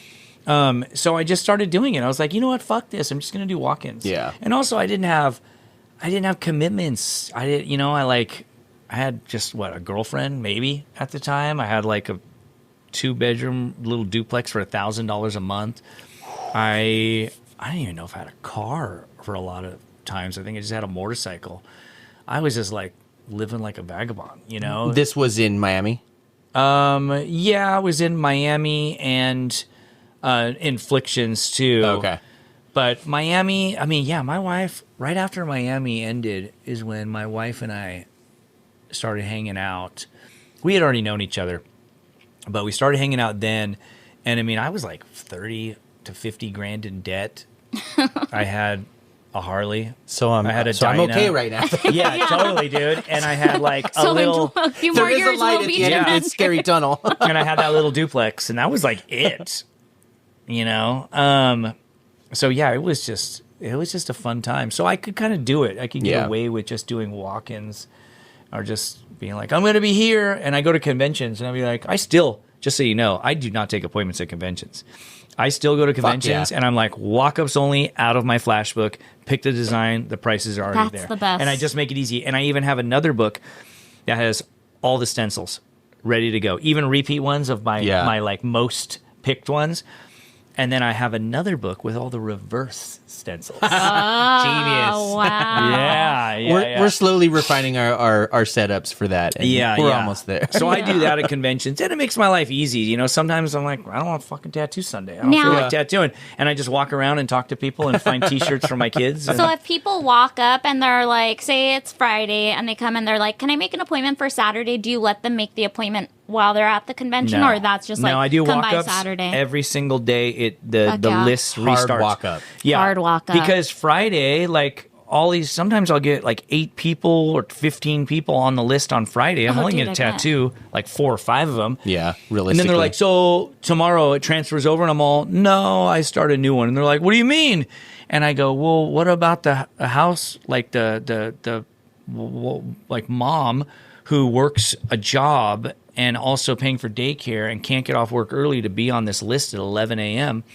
I'm all, she's got tomorrow off and a babysitter. She might come down here and be first person in line. And then she's going to be like, what, don't get tattooed because it's a rollover from yesterday? Mm-hmm. Well, I start the list fresh every day to make it fair for people who can't be here on Friday. Class act. And then the guys like this, they're always like, okay, yeah. I mean, how you going to argue with that? Yeah.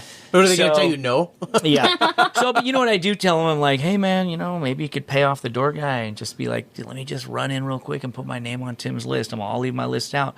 And I kind of like reward tenacity. That's kind of cool. When people, when people really, they go that extra mile. How bad do you want it? Totally, yeah.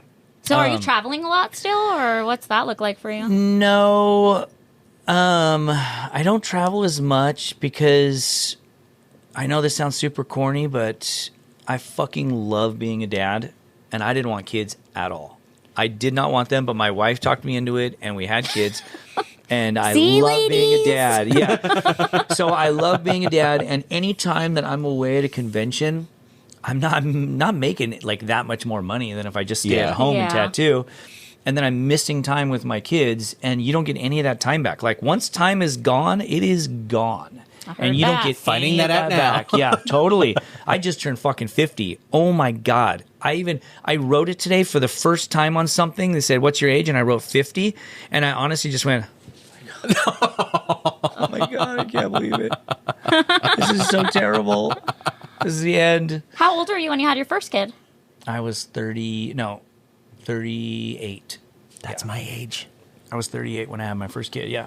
And then I was 40, You got the debt 41. already, now you need the kid. You can be just a guy too. I got sober. I think I'm doing okay. Are you sober? Yeah. Really? Oh, how long you got? 8 years. Oh, no way. Good for you. Yeah, thanks. Right on. So yeah, I used to travel. I've already traveled. I traveled the entire world. And I Sick. just, right now, I'm just going to hang out with them as much as I can until they don't want to hang out with me anymore. Because there's going to be a day where like, can you just drop me off in the mall? You know? The mall. You're like, all right. You just aged yourself with the mall. These Totally. fools aren't going to want to go to the mall. Shit. My kid opted out of going to the mall with his friends today. They're all just going to walk around the mall. They're 12. Is it abandoned? I know. No, There's I know. No, one. it's Brea Mall. They're actually like building it up. The Brea Mall? Yeah. The Brea that's Mall my is a good favorite mall. mall. It's good. I love that mall. Yeah. Montebello Mall is a good one too. Because you Yeah. get, Montebello Mall is a good one. Because you get a bunch of cool shit without the attitude of Costa Mesa of the what's the mall down there? South Coast Plaza. Yeah. South Coast. Yeah, you don't It's get the less stuck snobby. upness. Never go Less down that snobby. way. Yeah, you get real ass people. You know, I'm gonna hit the Brea mall today. We should go to the food court for lunch. yeah, I yeah. do love a food court, dude. Dude, they got a new fucking. I'm just gonna tell you this real quick off Yeah. subject. They got a restaurant in there. It's I believe it's a Korean spot. I love Korean That food. love it's Korean you get a bowl and then you pick all your food for either your soup, like this crazy broth, and you pick your broth, or a stir fry, and then you eat it man. there. It's fucking So bomb. it's like food court hot pot. I think you walk in right Ooh, at Macy's, It's like Korean, the Macy's but entrance. Mongolian. It's Like, so good. Yeah, Yeah, that my sounds wife just told me fucking about it, tight. and honestly, I was bummed when we got there. I'm like, oh, this is not what I want right now. This is what she wants, and I told her I was bummed, and it fucking won me over. At the end of the meal, I was like, this is amazing. This is amazing. I went back there like a This week was later. at Brea? It's at Brea Mall. Ooh, It's a new sounds spot. bomb. Yeah. Anyways, yeah, that's great. No, we love food. Yeah. yeah, Can't so you tell I- we're fat Hispanic? yeah, totally. Dude, I'm a big foodie. I didn't want to say it. This is a great area for food. Fuck This yeah, is it a is. great area Yeah. for Yeah. food. Yeah, And it dude. keeps developing. I and it know. just- and so, Fullerton's been and so do I. wonderful, too. Just get on some peptides, bro. It's Dude, I everyone's just on. found out Yeah, about him. what's and up with peptides? Everybody's on them. Yeah, you gotta watch out. You gotta do a lot of research first. But Exactly understand what it is, and anytime I ask, nobody really tells me. Apparently, it's an amino acid that has been sort of engineered to target areas. Where is it harvested from? you can Amino. create it. You can lab create it. So check it out. Like the one that's real famous, BPC 157, right? That's a peptide. Okay. That is like Sounds like a Star Wars character. what it yeah. will do totally. Yeah, a little robot. So what it will do, it will signal, send signals. You produce it anyways, but you'll Yeah. send signals to the brain to like heal your body faster. So if you're like injecting it into an injury, like my MCL, I tore my MCL. So I was putting God it damn it. within a golf ball size radius, anywhere within a golf ball size radius of my MCL. And my MCL healed actually like too fast. My doctor friend scanned it. He did like a ultrasound wand over it, and he was like, okay, it healed like too fast. He's like, it healed, it like rat's nested the scar tissue. Oh.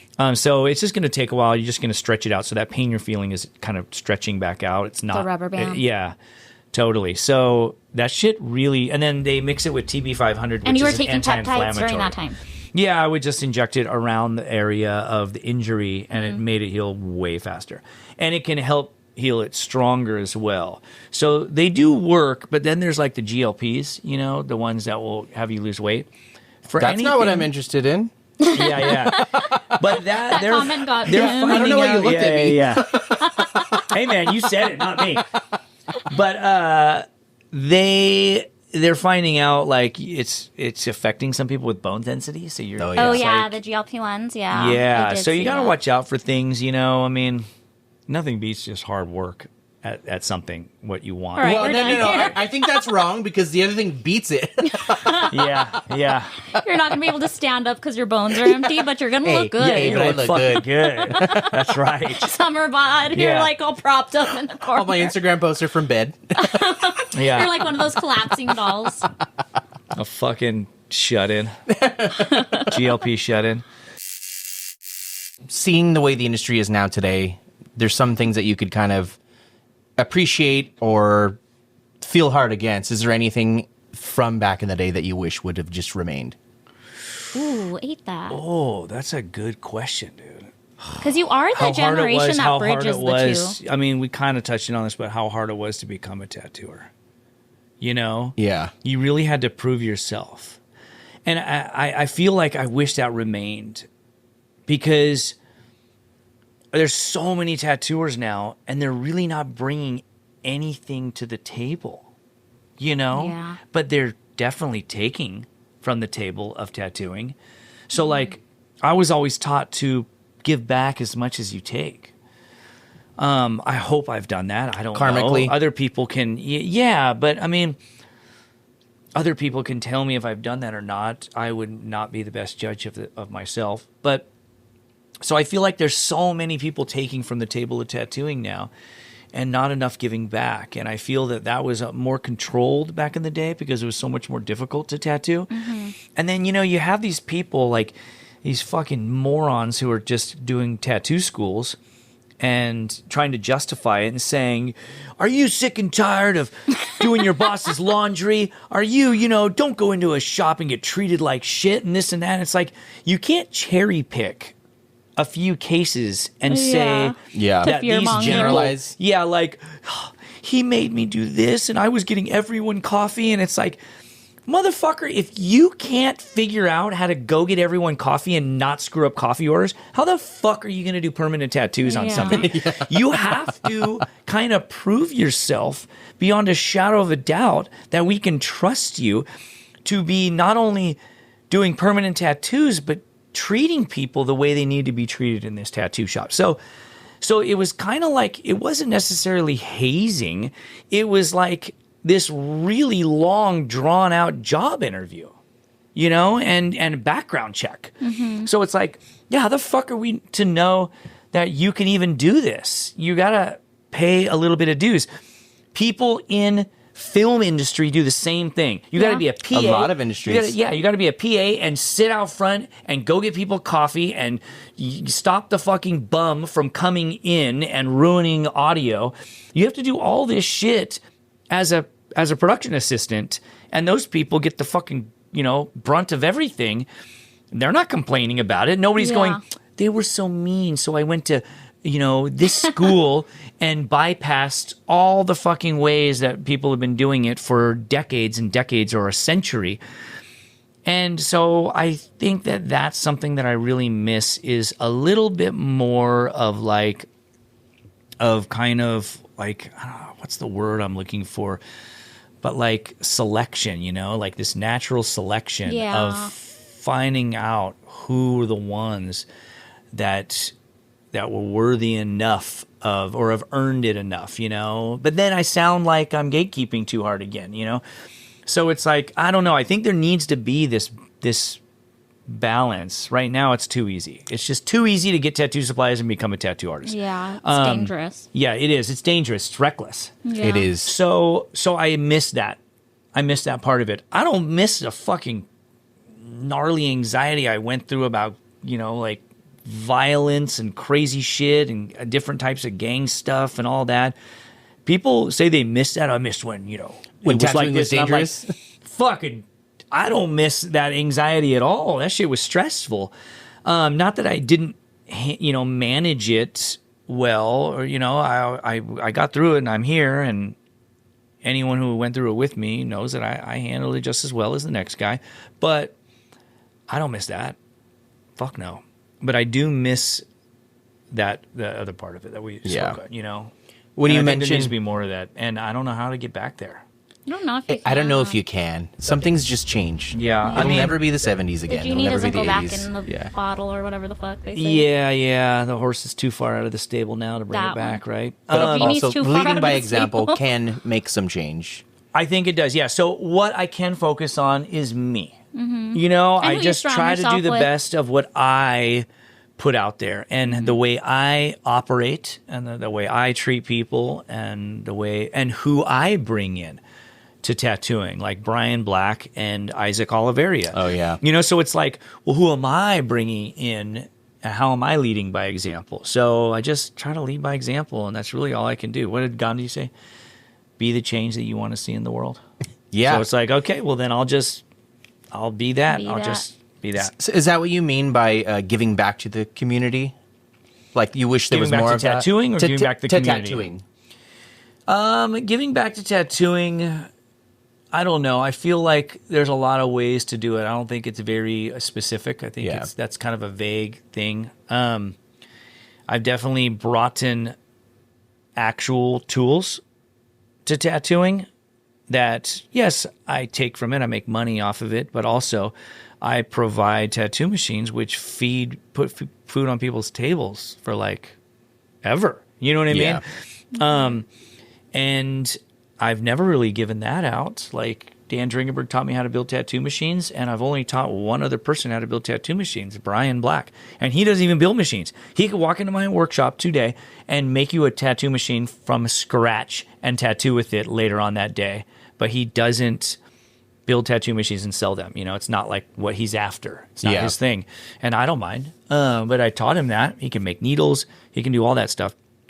But so, you know, I don't know. I think leading by example is kind of giving back to tattooing in one way as well. So I think there's lots of different ways, and we could definitely get into the semantics of it, but it'd take forever. Yeah. But so I think that's you know, that's a couple of ways. Big, you know, I would say. Yeah. Well, with all that being said, what is something, whether in your career or your life, that you wish you would have learned sooner? I probably would have taken, I don't know if I would have learned anything sooner, but I would have taken way better care of my body. You know, I'm just falling apart. But what I would have learned sooner, I don't know. I don't think there's anything that you could have told me that would have made me change anything. Yeah. I was pretty dead set on it. I wish I would have been a little bit more humble, you know, but I think everyone needs to go through that. You know, your ego is not your amigo. I love that. That should be a shirt. Dude, I thought about literally today. That's amazing. I said it in my head over something, and I was like, oh my God, I'm going to make a fucking shirt that says that. I'm going to have my sign painter friend do it for me or something. Yeah. But I think that, I don't know, man. We're just fucking tattoo artists. Yeah. We're not saving lives. We're not like, I said this on a podcast once, and I'll reiterate it, but it's like, you know, like if fucking dentists disappeared tomorrow, like, man, it would kind of be fucked up. Like, what we do, we just start ripping teeth out, you know? Like, we just cut the headache or cure the headache by cutting off the head. We wouldn't know what to do. If electricians disappeared tomorrow, what the fuck, man? Like, oh my Candles? God. Be like, I'm just going to have to move because the electricity's broke, and I'll move to a house that has electricity. And people would be dying trying to figure out how to do it. If doctors disappeared tomorrow, millions of people would die. If ER doctors disappeared, millions of people would die across the United States. If tattoo artists disappeared tomorrow, oh fucking well. Yeah, people just wouldn't look as dope. Yeah. Oh, I wouldn't get my eagle finished. Oh no. You know what I mean? Like, I'm just looking at an outline for the rest of my life. But it's like, we're so inconsequential to the infrastructure of the way that our society operates. So I just think people need to fucking chill and step back and realize, like, you're not that important. I said something on my threads, I think it was yesterday or the day before, and I said like something like this. And there's people on there being like, yeah, but dude, I changed people. And it, like, actually justifying it. I'm like, oh my God. Okay. You're literally telling me what I just said. You're totally doubling down on your ego as a tattoo artist. Like, we're just it's such a bullshit job. In the most beautiful way, right? Totally. Like, totally. That should lighten the load for you. Like, totally. And I love it to pieces. I love my bullshit job like you wouldn't believe. And there's nothing else in this world that I would want to do more than go in and make tattoos on people and make their day a little bit better. And it's so much fun. And I've got to live a 35-year fucking vacation. You know, like, it's like Peter Pan. Amazing. I am living in Never Never Land. And you just, I get to dress like a fucking skater the rest of my life, you know? Like, I can wear whatever the fuck I want, listen to whatever music I want. Nobody's telling me what to do. And it is so wonderful. As much as I love it to my absolute core of my soul, I realize that, like, it's such a luxury. And people do not need it. Yeah. And so I'm just very grateful I've been able to do it this long. And if I could do it for another 20 years, it would just be the best life. So So I don't know. That's You heard beautiful. it. He's just a guy. He's just a fucking guy, dude. I feel like I've been too serious for your guys' podcast too. I was like, oh, man, I hope I'm fun. You know, I hope I'm not too serious or cynical or It's something. okay. We're gonna tickle you at the end, so you'll lighten up. Is there an HR department? No, I'm just kidding.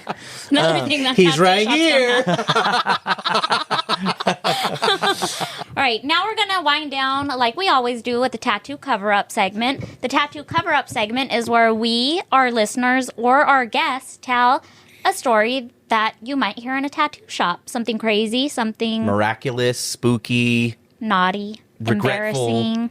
You got the idea. Yeah. Just So some now- wild shit. Tim, Okay. just a guy. All right. I was working on Afflictions, and my friend Jason Gatfield, he went to prison. He was doing time, and this fucking guy, I swear, this is not the story, but this is a part of the story. He got caught for something else while he was doing time because they matched a tattoo with a description for like a strong arm robbery he did, and so he got hit with another sentence while he was in, like hit with another charge while he was in jail. But he would call me collect, and the boss would be like, "Fucking, why you accept these calls?" You know, I'd be like, "It's Jason. Just tell me how much I owe you." Take it out of my job. And I would always answer his call. He'd call the shop collect, and I was talking to him. He's like, "Hey, yo, there's this guy in here, and he's he's shot caller, and he's getting out soon. He wanted to get tattooed by you. He saw the tattoos, you did on me." I'm like, "Yeah, man, sure." So he put him on the phone. And I set up the appointment with him from prison. That's Excuse so me. cool.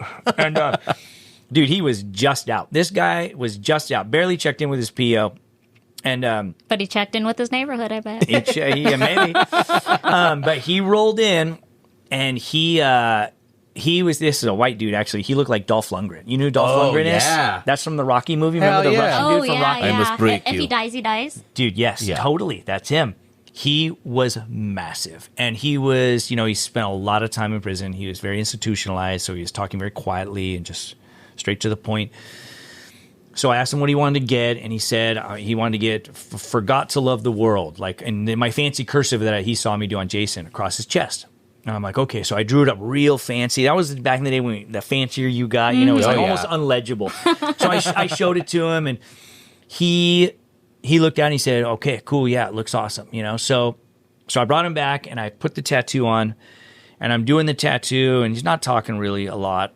I'm asking him how Jason's doing, but I did the tattoo. I did the outline, and then I smoked back then. I was like, hey, I'm going to go smoke a cigarette, smoke menthols. Newports. Hell yeah. And so I have a Newport in my mouth. I'm like, smoke a cigarette. Outline's all done. You want to smoke? He's like, I don't smoke. And he looked at the outline, and he's looking at it kind of funny. And I'm like, got my cigarette in, so I'm not really moving yet because I'm like, fuck. And he turns around and he goes, hey, man, what's that say? And I go, shit. Forgot to Love the World. And he goes, For God so loved the world. he said, no, man. I said, for God so loved the world. John 3:16. Haven't you ever read the fucking Bible?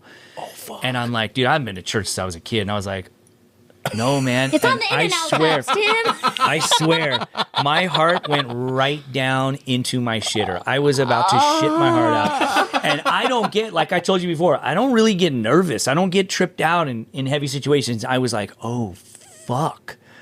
Oh, fuck. Because it's not like you like spell one letter wrong where you're like, okay, I can manipulate it and fix it. And I'm like, oh, fuck. And I'm just kind of sitting there looking at him. And then I can tell he's like, I mean, dude, he's like a fucking shot caller. And I just fucked up his tattoo, which he's supposed to do. And he kind of got this, I don't know, I got this kind of creepy energy like something's going to happen. So I looked down at my baseball bat that I kept by my station. And then he looks at me looking at the bat. baseball. So he steps forward and I went, whoa. And I stopped him and I just said, hey, bro, check it out, man. I showed you the design and I told you to check it. And you gave me the green light. And so I He did said, the "Oh, tattoo. I'm going to give you a green Yeah, I'll light." give you a green So I said that, and I'm all, you gave me the green light, bro. You checked it, and you saw it, and you gave me the green light. And he was like, you're right, man. It's just as much my fault as it is yours. He's all, fuck it, finish the tattoo. And he sat back down, and I like lifted my cigarette, and I was like, I'm just going to go smoke that cigarette. I'll be right back, dude. And I lit went the outside, box. and I was like, honestly, oh, fuck, dude.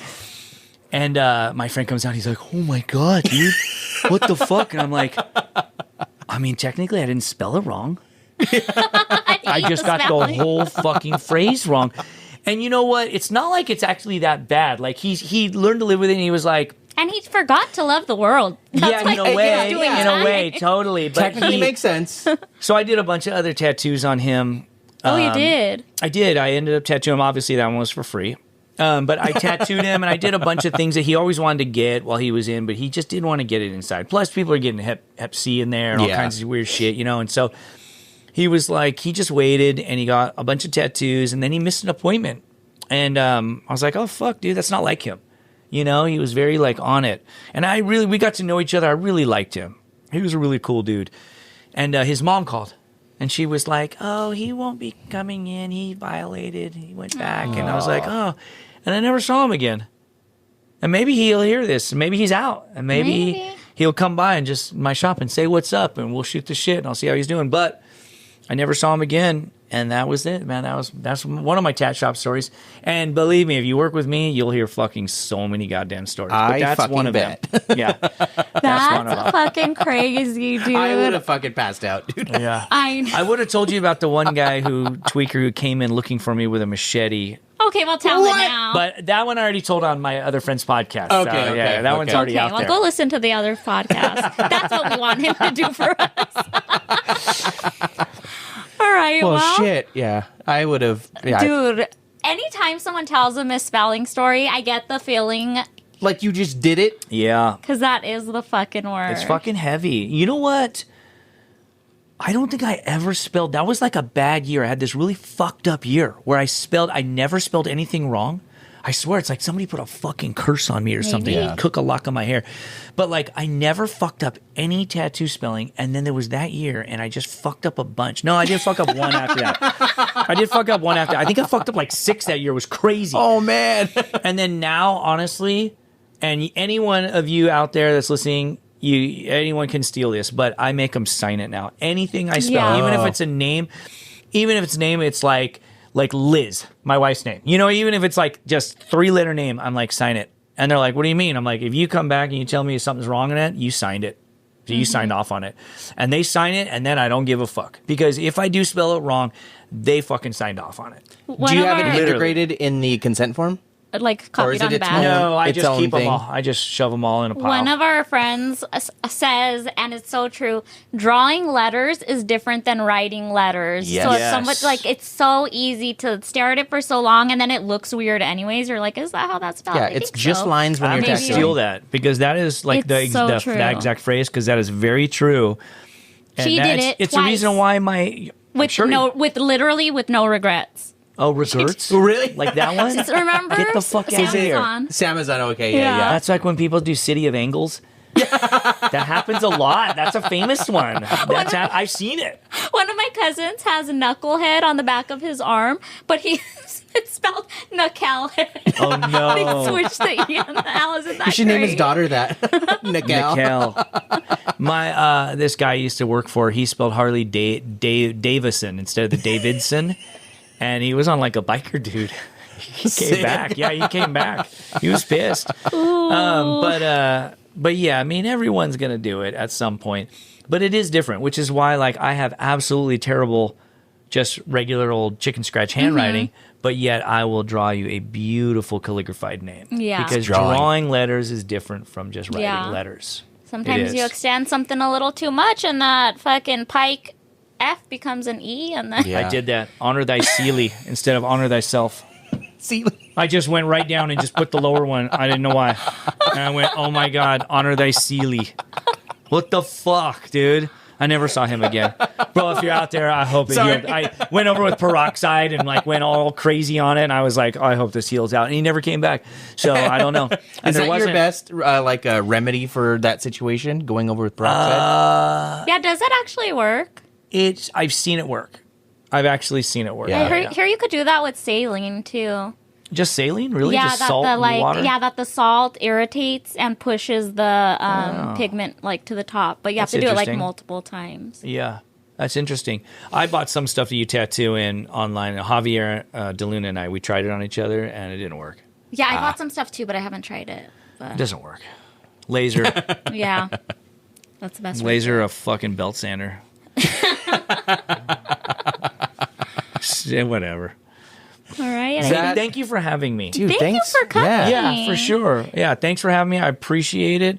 It feels like I didn't even have to leave my home. You know, That's good. I love this area, and so it's like 20 minutes from my house. Fuck yeah. It's wonderful. Perfect. Do you have any plugs? Anything coming up? Any shop events or you want to plug Travel the dates? tattoo supply? Oh, I mean, yeah. I mean, sure. I guess I'll plug. I own Saltwater Tattoo Supply. Tattooer owned. Still family owned and operated. Still owned by a actual tattoo artist, which is, rare these days. But there's a bunch of others out there. My shop is Classic Tattoo in Fullerton, California on Harbor Boulevard. Oldest tattoo shop in Fullerton. I mean, that's it. Shit, I don't know what to plug. He's just a guy. Yeah, I'm not a guy. sponsored by anybody. I'm my own sponsor. You're the sponsor. Yeah. Go check out Saltwater Tattoo Supply. They sponsored me. Featured artist this month. They let me walk in. And take shit, and then I just put it all there, and I say photograph it and write it off, and I just walk out with it and go to the tattoo shop. Featured artist. Pro tip: that is a perk by owning a tattoo supply company. And he gets to be Employee of the Month. Totally, every month.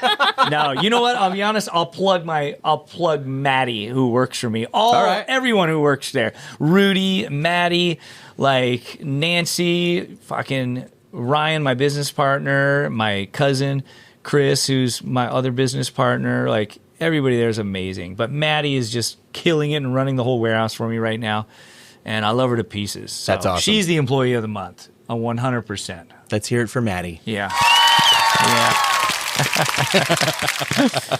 And okay, so we talked about your booking for a little bit. So how do people get tattooed by just a guy? You know what? So I put on my thing where it says not taking appointments, and the reason why is because I just tattoo my regulars. Okay. I have a really good group of regulars. Beautiful. And as like maybe one of those regulars kind of falls off, you don't tattoo people forever. Yeah. Or they move or something.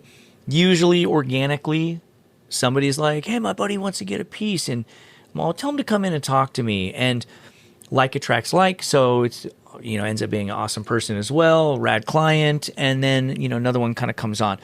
So just with my regulars, I stay booked up about 3 to 6 months, and that's fucking far for me. Yeah. That is gnarly. That's I gotta plan amazing, family yeah. vacations. Yeah. I gotta like do things. Soccer season comes up, and I'm taking my kids to soccer practice and shit. Yeah. So it's like it's hard. So that's really why. It's not like my books are closed. It's just like I just Give him a break. yeah, well, I'm just very fulfilled and have a perfect thing going with my regulars. Oh my So- God, and then you had an unexpected surgery, Oh, so now you got So I had to cancel. And you know what, though? I wasn't booking up past a certain point, so I only had to cancel 2 months of appointments. Oh. Because I was being to be like, hey, I got to wait. And I know it sounds fucked up, but I have to wait to get this scan on my spine because I have 3 prosthetic discs in my spine and my lumbar. And they give off wear debris, and every once in a while, certain people will attack the wear debris, and then it attacks the bone. So I have like chunks taken out of my vertebrae, and they have to make sure that it's stable and I'm not losing more bone, or if it's losing more bone, I have to take them out and do a revision. So I was living my life 6 months at a time getting CT scans, which I don't want to get because it's radiation. Seeing, so I only booked up to a certain time to see if I could book up further. And so I only had to cancel like 2 months of appointments. And I got my CT scan, and actually everything's stable. And he's like, I don't think you got to worry. Let's just do another one in That was like a a year roller and a half. coaster right now. Dude, totally, yeah. Jesus. Take care of your fucking body. But so I only had to cancel 2 months. But see, watch, when I go to reschedule, some of these people, they like didn't want to wait, and they went to somebody else, and that's cool. And I'll only book up a certain amount. So the best way to get tattooed is honestly, like, if you know me and you're local, just come in. And just talk to me. Just walk in. Yeah, and just be like, hey, I saw introduce you on the yourself. Budcast. Yeah. Introduce yourself and leave your number and what you want to get and everything written on a piece of paper. And then if I can get you in, I'll get you in. And so that's kind of how it happens. So Like, dude, there's this actor. I'm not kidding you. His name's Trey Hall. He's fucking a phenomenal person. He's just incredible human being. But this motherfucker, he waited with his mom in line on my walk-in day to be first in line. He's a tattoo collector. And he got tattooed, and he was just awesome. I was like, dude, this is a rad dude. I love that. He mega is tip cool. too. And he's like, dude, you're worth more. And he even had a list. He's like, here's my list of all the people I want to collect from. And Oh, so cool. I He's a real tattoo checked off fan. his list. And his mom was so nice, dude. And his aunt comes by and gets tattooed as well. But I was like, hey, here's my number. Text me if you want to get tattooed. And once I get to know people and I know that they're like, just a normal, cool, down-to-earth person, I know they're not going to give my number out. I just give them my number and I just say, just text me and let me know, when you want to get something next and I'll set you up. And he did. And I've done a couple tattoos on him, 3 or 4 tattoos on him. Cool. And that's kind of how people get in. They find their way in somehow, He has proven that he is just a guy. Yeah, he's in just fact. a guy, dude. All right. Well, thank That's you. amazing, I yeah. love being just a guy. That's great. The world should be just a guy. Yeah, and Yeah. no offense to anybody out there, but being a famous tattooer is like standing on top of a pile of shit. You know what I mean? Like King Turd Another on Shit shirt. Mountain. No, I'm just quoting Rollo. So that was actually a Mike Malone quote because somebody asked him what's it like being a famous tattooer, and that's what he said, and I fucking loved that. Because we're just tattoo artists, so just be nice. We're just guys. We're just tattoo artists. Totally. What makes you a good like in my eyes, what I respect, how you are as a father, how you are as a friend, how you are as a partner to your spouse or girlfriend or boyfriend. Like that to me, and how you treat people in your day-to-day life, that to me makes you fucking famous in my book. Yeah. Makes you important in my book. Everything else is just gravy. That's beautiful. Love it. That's something to go out on. All right, bud, give him the sign off then. All right. I think we did it. At the end of every episode, we have our guests look at the camera and say, This one? this one, yeah. Okay. Thanks for watching the Tattoo Budcast. We'll see you at your next session.